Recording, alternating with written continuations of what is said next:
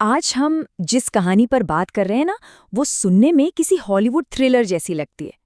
लेकिन सच तो ये है कि इसकी जड़ें हमारी असल दुनिया की उस डरावनी सच्चाई से जुड़ी हैं, जिसके बारे में हम अक्सर सोचना भी नहीं चाहते।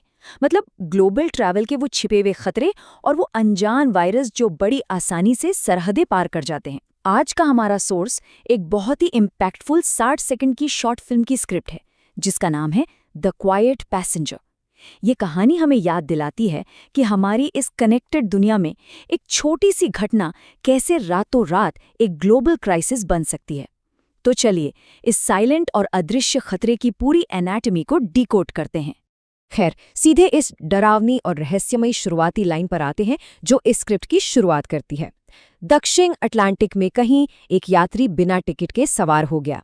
एमवी हॉन्डियस नाम का एक जहाज जो साउथ अटलांटिक के ठंडे पानी को चीरता हुआ आगे बढ़ रहा है, उस विशाल समंदर के बीच जहां सब लोग अपनी छुट्टियों के मजे ले रहे हैं, एक ऐसा पैसेंजर सवार होता है जिसका कोई टिकट नहीं है। और वो कोई इंसान नहीं है, वो एक अदृश्य, बिल्कुल खामोश खतरा है। ये ओपनिंग सीन ही साफ कर देता है कि खतरा वहां भी हो सकता है जहां सबसे ज्यादा सेफ महसूस किया जाता है। भाग 1, बिना टिकट वाला यात्री और समुद्र में सुरक्षा का भ्रम। एक क्रूज शिप कितना भी सुरक्षित क्यों न लगे, वायरसों को बॉर्डर्स या टिकटों से कोई मतलब नहीं होता। उन्हें बस अंदर घुसने के लिए एक होस्ट चाहिए होता है। भाग 2, संक्रमण के रास्ते, एक्सपोजर की सूक्ष्म कहानी। कैसे किनारे पर किसी रिसर्चर का चूहों के बिल के पास कुछ पलों के लिए जाना एक बहुत बड़े खतरे की शुरुआत कर देता है। तो सवाल ये है कि एक बार जब वायरस जहाज पर आ गया तो वो फैलता कैसे है। ये फैलता है उन सतहों से जिन्हें बिना सोचे समझे छुआ जाता है, जैसे सीढ़ियों की रेलिंग जिस पर हाथ रखकर लोग बात करते हैं, बुफे के वो चिमटे जिनसे सब खाना परोसते हैं, या फिर कैबिन के दरवाजों के हैंडल। साइंस की भाषा में इन्हें फोमाइट्स कहते हैं, यानी ऐसी बेजान चीजें जो इन्फेक्शन फैला सकती हैं। किसी एक इंसान का बस एक छोटा सा स्पर्श एक पूरा चेन रिएक्शन शुरू कर देता है। लोग ग्लेशियर देखने में इतने मग्न होते हैं कि उन्हें रत्ती भर भी अंदाजा नहीं होता कि वो एक छिपे हुए पैथोजन या वायरस के संपर्क में आ रहे हैं। और यहीं से पता चलता है कि असली खतरा कितना बड़ा है। स्क्रिप्ट इस सस्पेंस को खोलती है और इसे एंडीज वायरस स्ट्रेन का नाम देती है। देखिए, ये कोई नॉर्मल सर्दी खांसी या फ्लू नहीं है, ये एक बेहद खतरनाक वायरस है। और जो चीज़ इसे एक लोकल प्रॉब्लम से एक डरावने ग्लोबल खतरे में बदल देती है, वो है इसका इंसान से इंसान में फैलने वाला नेचर। ये एक सिंगल डिटेल एक आम सी ट्रैवल स्टोरी को एक खौफनाक बायोलॉजिकल रियलिटी में बदल कर रख देती है।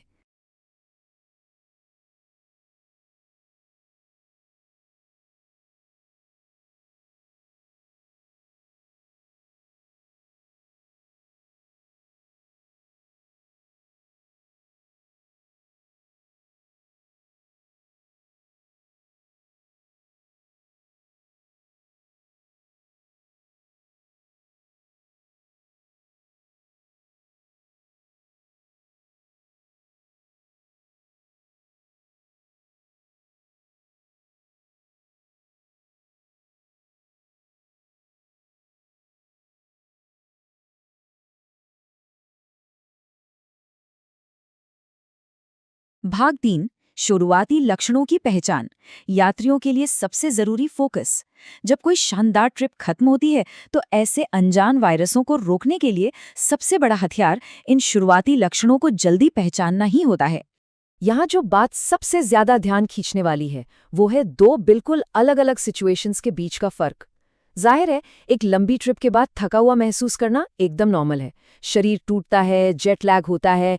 लेकिन यहाँ बात हो रही है तेज बुखार और हद से ज्यादा थकान जैसे सीरियस वार्निंग साइंस की। स्क्रिप्ट के उस सीन में एक डॉक्टर के चेहरे के एक्सप्रेशंस रूटीन चेकअप से अचानक गहरी चिंता में बदल जाते हैं। डॉक्टर को तुरंत समझ आ जाता है कि ये कोई आम थकान नहीं है, बल्कि कुछ बहुत ही खतरनाक है। इन शुरुआती लक्षणों को बिल्कुल भी नजरअंदाज ना करना ही इस पूरी लड़ाई की सबसे अहम चाबी है। लेकिन इस वायरस को ट्रैक करना इतना मुश्किल क्यों है? सच कहूं तो ये एक अकेला नंबर इस पूरे रहस्य का सबसे डरावना हिस्सा है, 8। ये नंबर 8 हफ्तों के इंक्यूबेशन पीरियड को दिखाता है। इंक्यूबेशन पीरियड का मतलब है वायरस के शरीर में घुसने और पहले लक्षण दिखाई देने के बीच का टाइम। पूरे 8 हफ्ते। ये किसी टिक टिक करते हुए टाइम बॉम्ब की तरह है।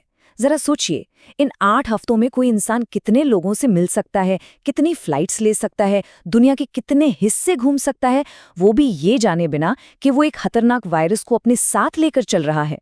तो यहाँ सबसे ज़रूरी पॉइंट ये है कि यही लंबा टाइम फ्रेम शुरुआती लक्षणों की पहचान को इतना मुश्किल बना देता है।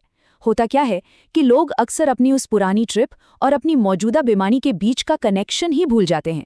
घर लौटने के कई हफ्तों बाद जब बुखार आता है तो कोई उसे साउथ अटलांटिक की उस ट्रिप से कैसे जोड़ेगा? इसीलिए ग्लोबल ट्रैवल के बाद बुखार और भयंकर थकान को लेकर अलर्ट रहना सिर्फ एक एहतियात नहीं है, बल्कि ये बहुत ही ज्यादा जरूरी है।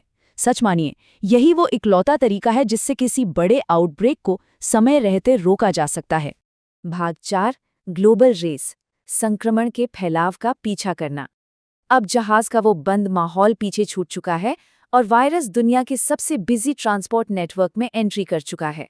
इस टाइमलाइन पर इस वायरस की खौफनाक जर्नी को देखिए।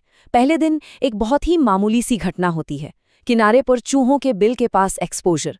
तीसरे दिन तक ये MV हॉन्डियस के पैसेंजर्स के बीच फैलना शुरू हो जाता है और फिर कई हफ्तों बाद दुनिया के अलग अलग कोनों में, ब्यूनस आयर्स, लंदन, ओस्लो और केप टाउन में लाल डॉट्स नक्शे पर चमकने लगते हैं। ये एक्सपोजर का एक पूरा तारामंडल बन चुका है। एक ही सोर्स से निकले हुए तार अब पूरी दुनिया में फैल चुके हैं।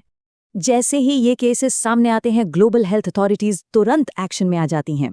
स्क्रिप्ट एक स्प्लिट स्क्रीन वाला सीन दिखाती है जो पब्लिक हेल्थ रिस्पॉन्स की उस पागलों जैसी स्पीड को कैप्चर करता है। एयरपोर्ट्स के हेल्थ डेस्क्स, शिप्स और फ्लाइट्स की पैसेंजर लिस्ट निकाल रहे हैं। CDC के कॉन्टैक्ट ट्रेसेस लगातार फोन कॉल्स कर रहे हैं, उन लोगों को ढूंढने की जी जान से कोशिश कर रहे हैं जो शायद इन्फेक्टेड लोगों के कॉन्टैक्ट में आए हों। और इसी बीच WHO का सिचुएशन रूम दुनिया भर से आ रहे डेटा को एक साथ जोड़ने में लगा है।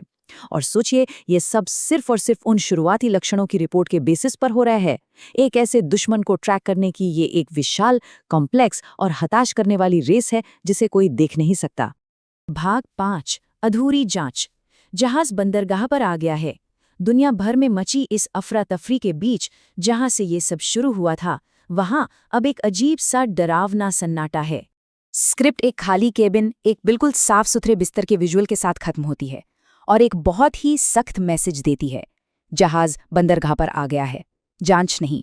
अगर आप सवार थे तो अपनी हेल्थ अथॉरिटी से संपर्क करें। ये किसी पब्लिक सर्विस अनाउंसमेंट की तरह लगता है। जहाज का सफर भले ही खत्म हो गया हो, लेकिन वायरस का सफर तो बस अभी शुरू ही हुआ है। ये इस बात को हाईलाइट करता है कि हम WHO और CDC जैसी एजेंसियों पर कितना ज्यादा डिपेंड करते हैं। ये मैसेज एकदम साफ कर देता है कि अनजान वायरसों का खतरा सिर्फ घर पहुंच जाने भर से खत्म नहीं हो जाता।